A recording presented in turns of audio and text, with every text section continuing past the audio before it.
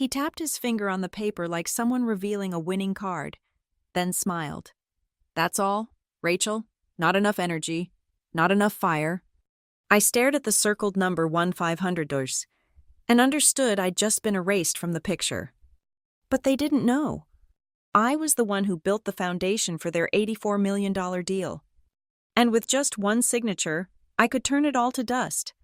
My name is Rachel Bennett, and I've spent the last 18 months building something that could transform Novalink Systems from a mid-tier tech company into a powerhouse.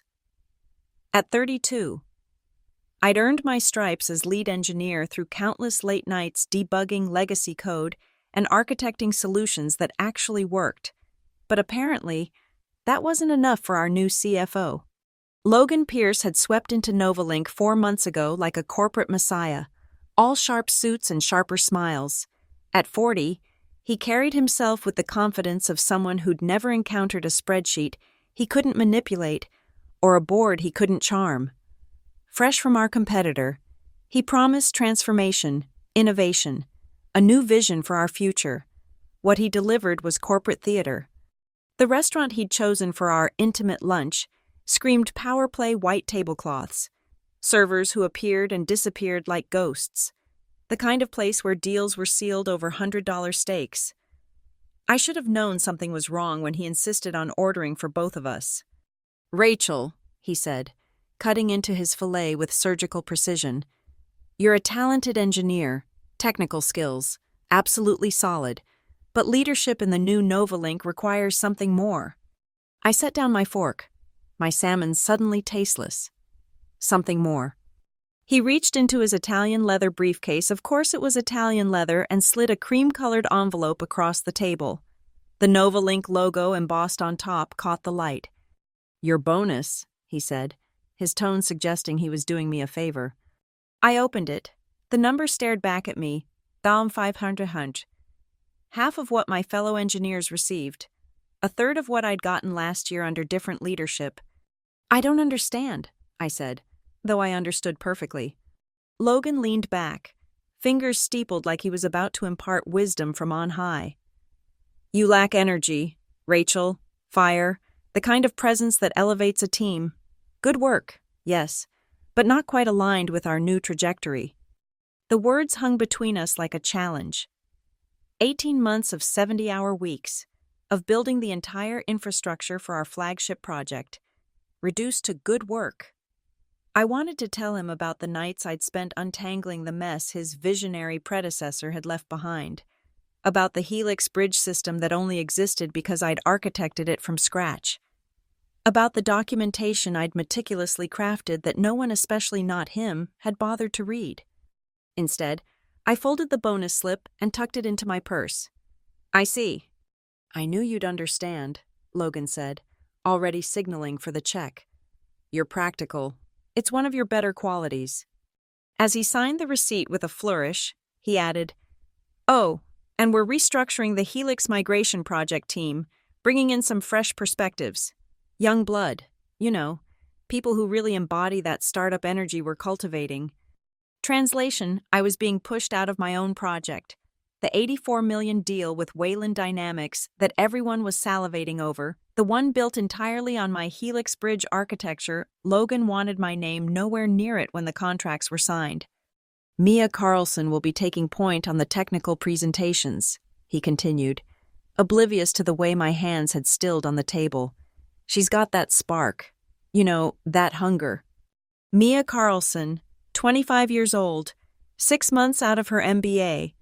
Couldn't tell a REST API from a restaurant menu, but she laughed at Logan's jokes and used words like synergy and paradigm shift without irony.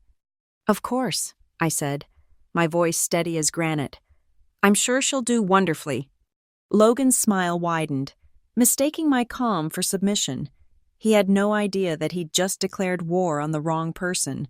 No idea that the entire infrastructure he was banking on the foundation of that $84 million deal existed only because I'd built it, and more importantly, he had no idea about Section 4.3c of the compliance documentation. Sitting in my locked filing cabinet, that required my explicit signature for any deployment or transfer of the Helix Bridge logic. As we stood to leave, Logan clapped me on the shoulder with false camaraderie. "Don't take it personally, Rachel. It's just business." I smiled back, the kind of smile that never quite reaches the eyes. "You're absolutely right, Logan. It's just business." Walking back to the office, my heels clicking against the pavement in a rhythm that sounded like war drums, I began to plan. Logan Pierce thought he could erase me from my own creation, steal my work while tossing me scraps. He thought I was just another engineer he could steamroll on his way to the top. He was about to learn exactly how wrong he was. Back at my desk, I pulled out the key from beneath my keyboard tray, a small, unremarkable piece of metal that Logan would never think twice about. It opened the filing cabinet where I kept the physical documentation for Helix Bridge. 92 pages of technical specifications, architectural diagrams, and most importantly, legal provisions I'd insisted on including when I first designed the system. I wasn't paranoid, I was prepared. The Helix Bridge wasn't just another integration tool. It was the neural network that would allow Novalink's ancient legacy systems to communicate seamlessly with modern cloud infrastructure. Without it, the company would be stuck with two incompatible systems, hemorrhaging money and data. With it, we could offer something our competitors couldn't: true hybrid integration with zero data loss. I'd spent 6 months building it, another 6 documenting every function, every dependency, every potential failure point. The code itself lived in our internal repository, flagged as IP sensitive, but the real power wasn't in the code. It was in the legal framework I'd wrapped around it. Section 4.3c. I ran my finger across the page, reading the words I'd fought to include. Any reuse, deployment, or transfer of the Helix Bridge logic architecture requires direct written authorization from the original author. This includes but is not limited to production deployment, client demonstrations, and third-party integration testing. The legal team had initially resisted, calling it unusual, but I'd insisted, explaining that the architecture contained proprietary algorithms I'd developed independently. Before joining Novalink, they'd eventually agreed, probably thinking it would never matter. After all, why would the company ever want to deploy its own system without its lead engineer's approval? Logan had never read this documentation. I knew because I'd checked the access logs. He'd never even opened the file, too busy with his PowerPoints about reimagining velocity and redefining ownership to bother understanding what he was actually trying to sell. I photocopied the relevant pages, highlighting section 4.3c in yellow, then locked the original back in the cabinet. The copies went into my laptop bag. Insurance. Over the next week, I watched the circus unfold. Logan paraded Mia around like a prize pony, introducing her as the technical visionary behind the Helix migration. She nodded enthusiastically through meetings, throwing around buzzwords she'd clearly memorized from Logan's coaching. Seamless integration, scalability paradigm, cloud-native transformation. Meanwhile, I maintained the actual system, fixing bugs, optimizing performance, ensuring everything ran smoothly for the demos, but I made subtle changes to my work pattern. Every commit to the repository now included detailed comments about ownership and compliance requirements. Every email about system updates CC'd legal. For documentation purposes. I also began building my evidence trail. Screenshots of Logan explicitly excluding me from client meetings, emails where he claimed credit for technical decisions I'd made, the org chart updates that mysteriously removed my name from the Helix migration project team while keeping me responsible for maintaining the infrastructure. The beautiful thing about arrogant people is they never think the quiet ones are documenting their arrogance. 3 weeks after our lunch, I overheard Mia in the break room, practically vibrating with excitement.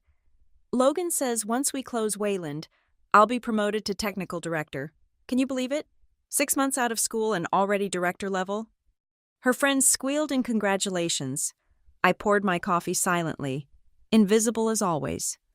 What about Rachel? The friend asked. Isn't she the lead engineer? Mia's voice dropped to a gossipy whisper. Logan says she's too old school, no vision. He's planning to transition her out after the deal closes. Someone from his old company is lined up for her position. I added extra sugar to my coffee, stirring slowly. Transition me out. Replace me with one of Logan's cronies. Use my system to secure the deal. Then show me the door.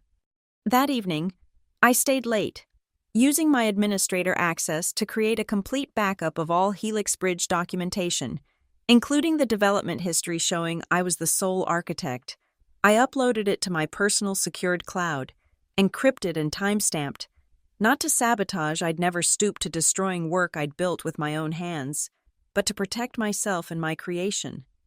Before leaving, I stopped by my filing cabinet one more time. I added a sticky note to the documentation. If you're reading this, it means someone finally decided to check the paperwork, RB. Then I placed a second copy of Section 4.3c in an envelope, sealed it, and had it couriered to Linda Morell, our chief legal officer, with a note, "For your records regarding the Helix migration project, please confirm receipt." The next morning, Linda's assistant confirmed receipt with a formal email, copying legal archives, another piece of evidence locked in place. Logan thought he was playing chess while I was playing checkers. He didn't realize I wasn't playing at all. I was building a wall, brick by brick, that he was about to run into at full speed. The all-hands meeting was pure Logan Pierce theater.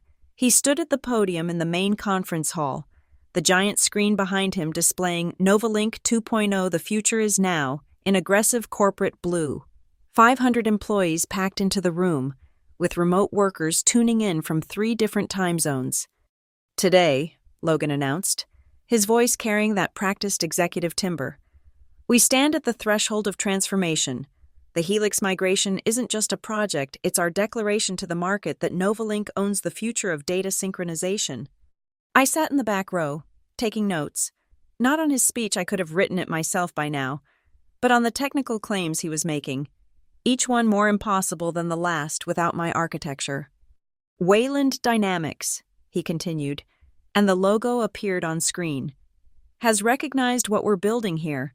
They're ready to invest $84 million in our vision, not our technology, our vision."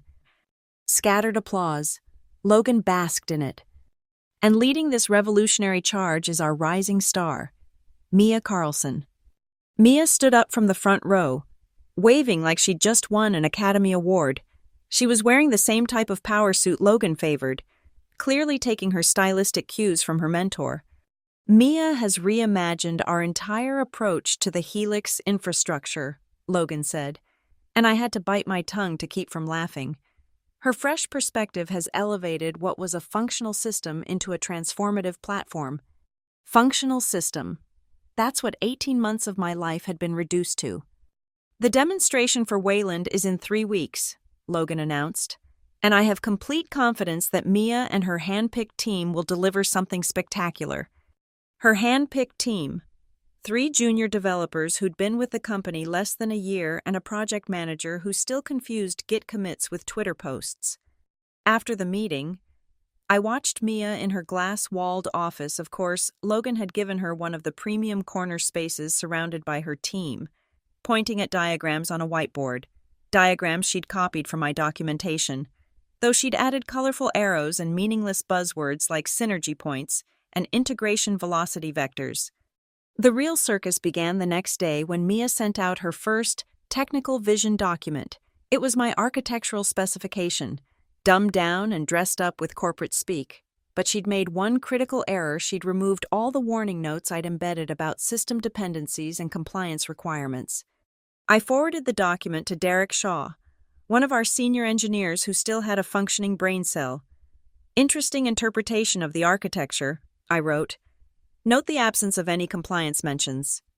Derek responded within minutes. "Is she serious? Without the compliance framework, this is just a pretty picture." "Logan approved it," I replied. "Logan wouldn't know compliant code if it bit him in his Italian leather shoes." I smiled at my screen. Derek was already starting to see the cracks. The next 2 weeks were a masterclass in corporate delusion. Logan scheduled daily innovation sessions where he and Mia would brainstorm about pushing boundaries and disrupting paradigms, while the actual engineers tried to keep the system running. They created a war room, literally labeled it War Room, with a printed sign where Mia's team worked in what Logan called startup mode. I kept maintaining the actual system, but I started noticing things. Small discrepancies in the deployment logs, test runs that were accessing production data. Mia's team was cutting corners, bypassing security protocols to make their demos run faster. I documented everything, every violation, every shortcut, every ignored warning. I sent weekly status updates to my personal email, CCing myself on all technical decisions with timestamps and version numbers. Then came the Wednesday afternoon when Mia burst into my cubicle, panic barely concealed under her makeup. "Rachel, the staging environment is showing errors. These weird number codes, 504, 5004, 4004. Logan says you'd know what they mean." I looked up from my monitor slowly. "Those are cascade failures in the data synchronization layer. Did you check the Helix bridge configuration?" "The what?" "The Helix bridge, the core logic that makes the entire system work." Her face went blank. That should be in the repository, right?" "The code is, but you need the logic documentation to understand the implementation. It's all in the technical specifications." "The ones you wrote?" I nodded. "All 92 pages. She laughed nervously. "Logan said we didn't need to get bogged down in old documentation. We're being agile." "Agile," I repeated. "Right. Well, those errors mean the system can't find the authenticated logic files. You'll need to resolve that before deployment." "Can you just fix it?" I turned back to my screen. "I'm not on the Helix migration team anymore. Remember, I'm sure your hand-picked team can handle it. They're spectacular. After all." Mia left my cubicle looking less confident than she'd entered, but I knew she wouldn't go to Logan with the problem. She couldn't admit she didn't understand the system she was supposedly leading. That night, I updated my sticky note in the filing cabinet. "If you're reading this, it's probably because the system is failing. Should have read the documentation. RB." The $84 million deal was 2 weeks away, and Logan's house of cards was starting to wobble. The first cascade failure hit on a Tuesday at 3:27 p.m. I was refilling my coffee when I heard the commotion from the war room, Mia's voice rising above the others, sharp with barely controlled panic. "What do you mean the entire staging environment is down?" I stirred my coffee slowly, listening to the chaos unfold. Through the glass walls, I could see Mia's team scrambling, fingers flying over keyboards, faces illuminated by error messages painting their screens red. By 4:15 p.m., my inbox started filling with increasingly desperate messages. "System throwing 504 errors. Urgent. Data synchronization failed. Need immediate assistance. Helix bridge logic files not found. Critical." I archived each one without responding. I wasn't on the team, after all. Derek Shaw appeared at my desk around 5 p.m., looking haggard. "Rachel, you need to see this." He showed me his laptop screen, a cascade of error logs, each one time-stamped, each one pointing to the same fundamental issue: the system couldn't locate the authenticated Helix bridge logic files. "They tried to push directly to production," Derek said, his voice low. "Without resolving the staging errors, Logan overrode the protocol, said we needed to demonstrate resilience under pressure for Wayland." I kept my expression neutral, and "Production is holding, barely, but it's running on cached configurations. The moment someone tries to modify anything or scale up for the Wayland demo, the entire system will collapse," I finished. Derek nodded grimly. "I tried to warn Logan, but he said, and I quote, 'I don't want to hear about theoretical problems. I want to see solutions.'" "Did you document his override?" A small smile crossed Derek's face. "Email trail, ticket system, and a screenshot of his direct message ordering me to stop catastrophizing and push the damn code." "Good man. Derek, always cover your ass in corporate America." The next morning, Logan called an emergency meeting, not in the war room in his office, with just Mia and 2 other senior managers. I knew because I could see them through his glass walls. Logan pacing like a caged predator, while Mia sat hunched over her laptop. At 11:45 a.m., Mia emerged and made a beeline for my desk. Her power suit was wrinkled, her perfect makeup smudged around the eyes. "Rachel, we need your help." I looked up from my code review. "Is this an official request from the Helix migration team?" She swallowed hard. "Logan wants... He insists you look at the errors. As a consultant, unofficially." "Unofficially," I repeated. "So no documentation, no credit, no trail that I was involved." "He says it's better for team morale if we handle it internally. But between us, you'd be saving the project." I leaned back in my chair. "Mia, do you even know what Helix Bridge does?" Her silence was answer enough. "It's the translation layer," I explained patiently, like teaching a child. "It takes data from 17 different legacy systems, each with their own format, their own protocols, their own authentication methods, and converts them into a unified stream that can be processed by modern cloud infrastructure. Without it, you're trying to force square pegs into round holes." "Can you fix it?" "The system isn't broken. It's doing exactly what it's supposed to do, refusing to run without proper authentication. The logic files need to be signed and deployed according to compliance protocols." "What compliance protocols?" I pulled out my phone and forwarded her an email, the one I'd sent 3 months ago, outlining the compliance requirements, which she'd never opened. "Section 4.3c, I said. "Every deployment needs authorized signatures. It's in the documentation." Her face went pale. "What documentation?" "The 92-page technical specification that Logan said you didn't need to get bogged down in." She left without another word. 10 minutes later, I saw her in Logan's office, gesticulating wildly. Logan's face was turning an interesting shade of purple. That afternoon, something remarkable happened. The errors started multiplying, not because the system was degrading, but because Mia's team, in their panic, was making it worse. They tried to bypass the authentication, triggering security protocols. They attempted to roll back changes, but had never properly versioned their deployments. Every fix created 2 new problems. Derek stopped by my desk again at 6:30 p.m. "You're watching this train wreck pretty calmly." "I'm not on the team," I reminded him. "Just a legacy engineer lacking energy and fire." He snorted.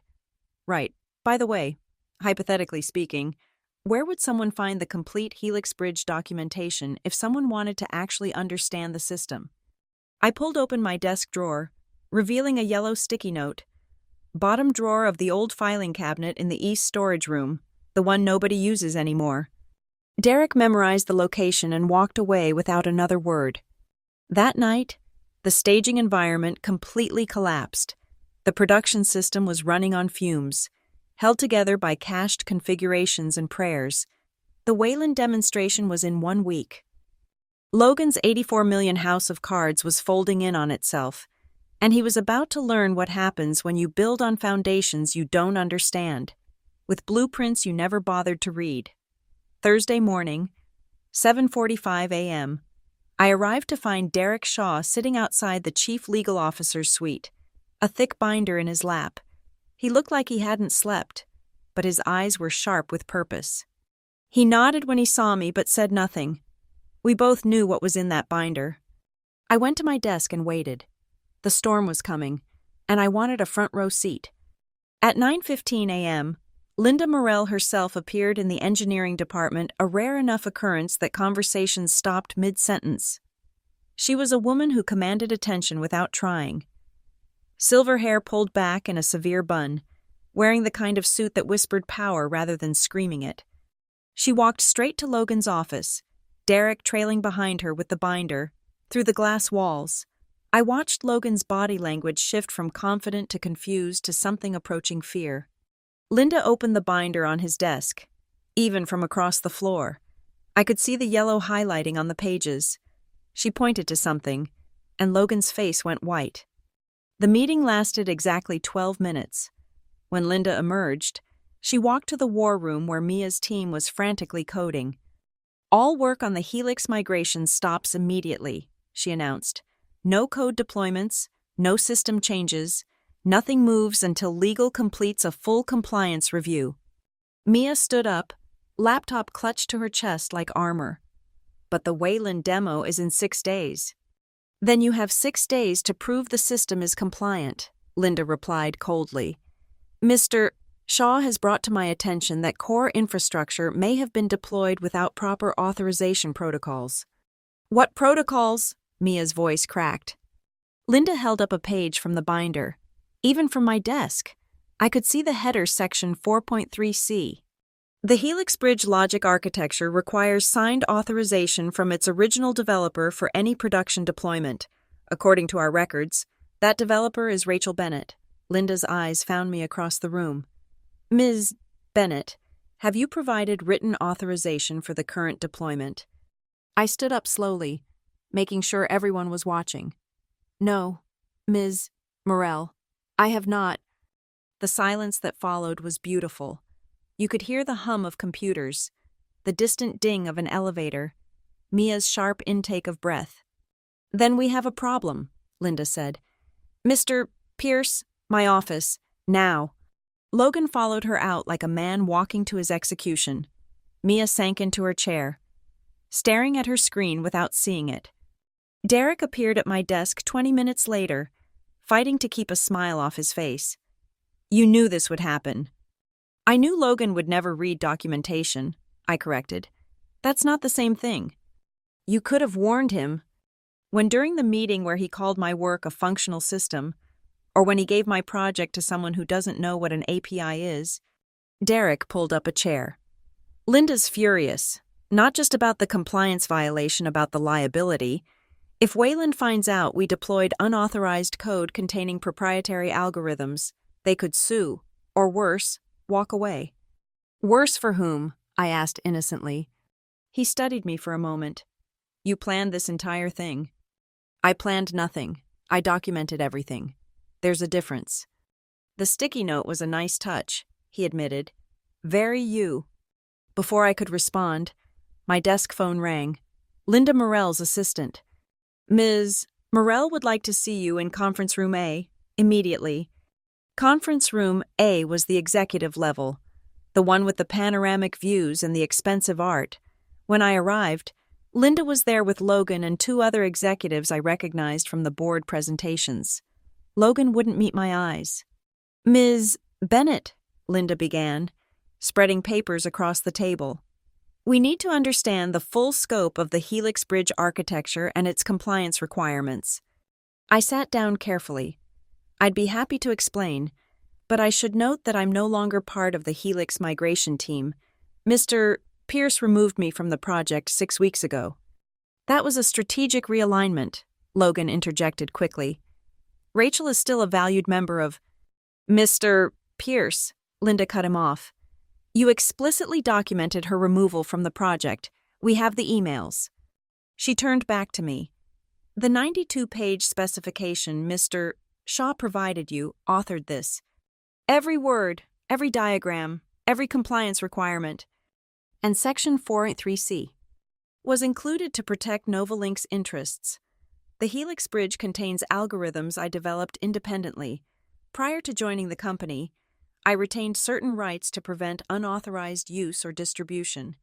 One of the board executives leaned forward. Are you saying we can't use our own system without your permission? I'm saying you can't deploy, modify, or transfer the core logic architecture without my written authorization. The code belongs to Novalink. The architectural logic that makes it work belongs to me unless properly transferred. Logan's face was turning red. This is extortion. This is contract law, Linda corrected him coldly. Ms. Bennett followed every protocol. She documented everything. She even sent me a copy of the compliance requirements weeks ago. She pulled out an email printout, which you, Mr. Pierce, never acknowledged or addressed. The room fell silent. Through the floor-to-ceiling windows, I could see storm clouds gathering over Porterfield. How appropriate. What do you want? Logan finally asked, his voice tight. I looked him straight in the eye. I want nothing. I'm just a functional engineer without enough energy or fire. Remember, 3 days before the Wayland demonstration. Logan Pierce finally swallowed his pride. The invitation came through his assistant lunch at Marchese's, the Italian place downtown where corporate deals went to die or fly, the same restaurant where he'd slid that insulting bonus across the table 6 weeks ago. I arrived 5 minutes late, just enough to make him wait. He was already seated at a corner table, privacy guaranteed by distance and discreet booth walls. His usual swagger had evaporated, replaced by something that might have been desperation if Logan Pierce was capable of such human emotion. "Rachel!" He stood when I approached, pulling out my chair, a gesture he'd never bothered with before. "Thank you for coming." I sat down, placed my napkin in my lap, and waited. The power had shifted, and we both knew it. "I'll cut to the chase," he said after the waiter took our orders. "We need the Helix Bridge authorization. The Wayland deal depends on it." "I'm aware." He reached into his briefcase, that same Italian leather case, and pulled out a different envelope. "I'm prepared to make this worth your while. Triple your original bonus. 6 figures. Rachel, just for a signature." I set down my water glass carefully. 6 figures. Cash bonus. Immediate processing. All you have to do is sign the authorization and transfer the logic rights to Novalink. And then we all win. The company gets the Wayland deal. You get rewarded for your contribution. Everyone moves forward. I studied him for a moment. His expensive suit couldn't hide the stress, the tight jaw, the shadows under his eyes, the way his fingers drummed against the table. "What happens to my position after the deal closes?" I asked. Something flickered across his face. "We can discuss role optimization after—" "No," I cut him off. "We discuss it now. What happens to me after Wayland?" He shifted in his seat. "Your skills are valued, but the company is moving in a new direction. We'd ensure a generous severance package, of course, references, transition time. So I sign away my work. You get your $84 million deal, and I get a pink slip wrapped in a golden parachute. It's business, Rachel, nothing personal." There it was again, his favorite phrase, the corporate equivalent of, "It's not you, it's me."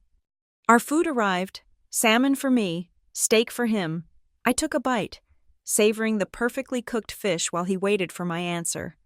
"Logan," I finally said, setting down my fork, "do you really think you can buy 18 months of my life with a check?"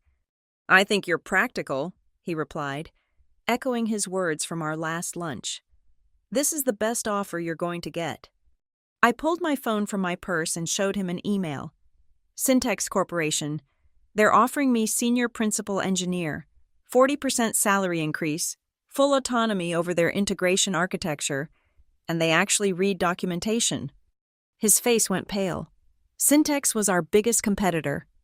"You can't, your non-compete. Doesn't cover architectural concepts I developed before joining Novalink. My lawyer was very clear about that, just like Linda was clear about Section 4.3c. This is blackmail.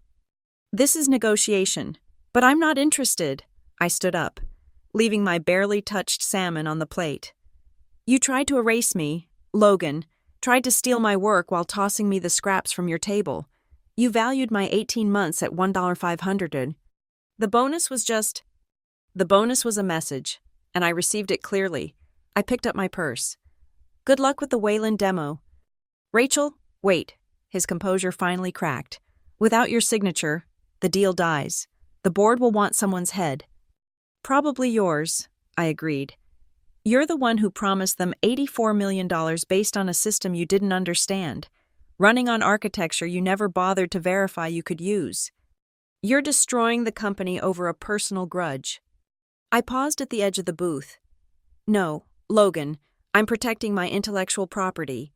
You're destroying the company with your arrogance. There's a difference." His last attempt came out strangled. "What do you want, name it? Anything." I looked back at him, this man who'd thought he could bulldoze anyone in his path, who'd mistaken quiet competence for weakness, who'd built his house of cards on foundations he didn't own. "I want you to understand something," I said quietly. "Every line of code, every system architecture, every solution you've been selling it exists because people like me build it. We're not just functional, we're fundamental, and you threw me away like garbage." I walked toward the door, then stopped and turned back one more time. "The authorization documents are in my filing cabinet. Logan, the one you never bothered to check, Section 4.3c, subsection B, allows for emergency authorization under specific circumstances, but you'd have to read all 92 pages to find that." His face lit up with desperate hope. "Of course," I added. "It requires the original author to be actively employed in good standing with full project authority, which you revoked 6 weeks ago." The hope died in his eyes as I walked out, leaving him with the check and the crushing weight of his own arrogance. The Wayland demonstration was in 3 days, the clock was ticking, and Logan Pierce was out of moves. The morning of the Wayland demonstration arrived gray and oppressive, with thunderclouds rolling in from the west. I arrived at 8:30 a.m., dressed in my best suit not for the presentation I wouldn't be attending, but for the aftermath I knew was coming. The executive conference room had been transformed into a showcase theater. 3 representatives from Wayland Dynamics were already there, led by their chief technology officer, Marcus Webb, a man known for his zero-tolerance policy on technical incompetence and legal irregularities. I positioned myself at my desk with a clear view of the conference room's glass walls. Around me, the engineering floor buzzed with nervous energy. Everyone knew what was at stake. At 9 a.m. sharp, Logan opened the presentation, all charm and confidence restored for his audience. Mia stood beside him, her hands visibly shaking as she held the presentation clicker. For 30 minutes, they dazzled with PowerPoints and promises. Logan painted visions of seamless integration, revolutionary efficiency, game-changing innovation. Mia nodded along, occasionally interjecting with rehearsed technical terms that sounded impressive but meant nothing. Then Marcus Webb raised his hand. "Before we proceed to the technical demonstration," he said, his voice cutting through Logan's momentum, "we need to discuss the compliance audit." Logan's smile flickered. "Compliance audit. Standard procedure for deals of this magnitude. Our legal team requires verification of all intellectual property clearances." Webb pulled out a tablet. "Specifically, we need confirmation that Novalink has full authorization to deploy and license the Helix Bridge architecture." The color drained from Logan's face. Through the glass, I could see him scrambling for words. Linda Morell stood up from her seat at the side of the room. "Mr. Webb, there are some technical details we need to discuss regarding the authorization protocols." "Key technical details." Webb's eyebrows rose. "Are you saying the system isn't fully authorized?" The Wayland team exchanged glances. Their head of legal, a woman who looked like she ate contract violations for breakfast, leaned forward. "Ms. Morell, is there an issue with the IP clearance?" Linda pulled out a folder. I recognized it as a copy of my documentation. The Helix Bridge architecture requires specific authorization from its original developer. Due to an administrative oversight, that authorization hasn't been formally executed. "Administrative oversight," Webb repeated slowly. "You're demonstrating a system you don't have clearance to use." Mia finally spoke, her voice cracking. "The system works perfectly. We can show you." "No," Webb cut her off. "You can't show us anything. If you don't have IP clearance, any demonstration could be considered unauthorized use. That's a liability my company won't accept." Logan tried to salvage the situation. "This is a minor documentation issue. We can have it resolved." When Webb demanded, "In an hour a day, a week, we're supposed to sign an $84 million contract based on technology you may not legally own." The Wayland Legal Counsel was already packing her briefcase. "This meeting is over. When you have full IP clearance, with all documentation properly executed, you can contact us to reschedule." "Wait." Logan's desperation was naked now. "Rachel Bennett, the developer, she's here. She can sign right now." All eyes turned to the engineering floor. I stood up slowly, walking to the conference room with measured steps. Every engineer watched as I entered the killing floor. "Ms. Bennett," Webb acknowledged me with a nod. "You're the architect of Helix Bridge." "I am." "And you haven't authorized its deployment." That's correct. I was removed from the project 6 weeks ago. According to Section 4.3c of the compliance documentation, authorization requires the original developer to maintain active project authority. Webb turned to Logan with an expression that could freeze helium. You removed the architect of your core technology from her own project. It was a strategic realignment. It was stupidity, Webb said flatly. You tried to sell us technology you don't control, developed by someone you discarded. He turned to me. Ms. Bennett, I assume you've retained your IP rights. Full architectural ownership remains with me until properly transferred, per my original employment agreement addendum. Webb's legal counsel whispered something in his ear. He nodded, then stood. Novalink has wasted our time with what appears to be either gross incompetence or deliberate misrepresentation. Either way, Wayland Dynamics is no longer interested. Logan's last desperate play. Rachel, please, the company. The company should have thought about that before you decided I wasn't worth more than $500, I said, loud enough for everyone to hear. Webb paused at the door, looking back at me. Ms. Bennett, Wayland might be interested in discussing opportunities with someone of your obvious talents, someone who understands the value of proper documentation and intellectual property protection. He placed a business card on the table in front of me, then walked out, his team following. The silence that followed was deafening. Logan stood frozen at the front of the room, his $84 million deal evaporating like morning mist. Mia had collapsed into a chair, her face buried in her hands. Linda Morell gathered her documents with surgical precision. Mr. Pierce, the board is meeting in 1 hour. Your attendance is required. She walked out, leaving Logan standing alone in his theater of dreams, now a stage for his downfall. At 5 p.m. that same day, I received an email marked Urgent, Executive Action Required. The subject line was brief. Helix Migration, Emergency Meeting. I walked into Conference Room B, not the executive showcase room, just a regular meeting space where real work got done. Linda Morell was there with 2 board members I recognized from annual presentations. Logan sat at the far end of the table, his Superman cape thoroughly shredded. Ms. Bennett, Linda began without preamble. The board has made several decisions. First, Mr. Pierce's position as CFO has been terminated, effective immediately. Logan didn't react. He looked like a man who'd already seen the bullet coming. Second, Linda continued, the Helix migration project is being restructured under new leadership. We need someone who understands the technology and has the team's respect. She slid a folder across to me. This is an offer. Senior Director of Technology Integration. Full authority over the Helix Bridge and all related systems. The compensation package reflects the true value of your contributions. I opened the folder.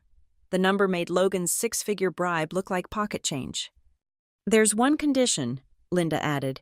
We need your authorization signature to move forward with Wayland. Marcus Webb indicated they'd reconsider if the IP issues were properly resolved with you in a leadership position. I looked at Logan. He was staring at the table, defeated. I have a condition of my own, I said. Linda nodded for me to continue. Mia Carlson and the other junior developers stay on the team. They were following orders from leadership that failed them. They deserve a chance to learn from someone who'll actually teach them. Agreed. I signed the authorization, then the contract, then watched as security escorted Logan Pierce out of the building with his Italian leather briefcase and shattered ambitions. At 6:05 p.m., I sent an email to all engineering staff. Team, effective immediately. I'll be leading the Helix migration project. We have work to do. First order of business, everyone reads the documentation, all 92 pages. There will be a quiz. Rachel Bennett, Senior Director of Technology Integration. P.S. Derek Shaw is promoted to Lead Systems Architect. He knows how to read. The next morning, Marcus Webb called personally. Wayland was back at the table, but with conditions they wanted me leading the technical discussions, full transparency on all systems, and comprehensive documentation for every component. We invest in people, Not just technology, Webb said. Logan Pierce tried to sell us smoke and mirrors. You offer substance. 3 weeks later, the deal closed at $84 million. The signing ceremony was held in the same executive conference room where Logan had built his house of cards. I signed the contracts with the same pen he'd used to write his own termination. Mia approached me after the ceremony, nervous but determined. Rachel, I owe you an apology. I was so caught up in the promotion, the attention. I never stopped to think about whose work I was taking credit for.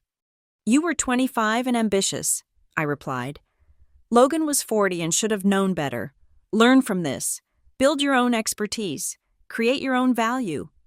She nodded, clutching a copy of the Helix Bridge documentation. I'm on page 37. It's actually fascinating when you understand how it works.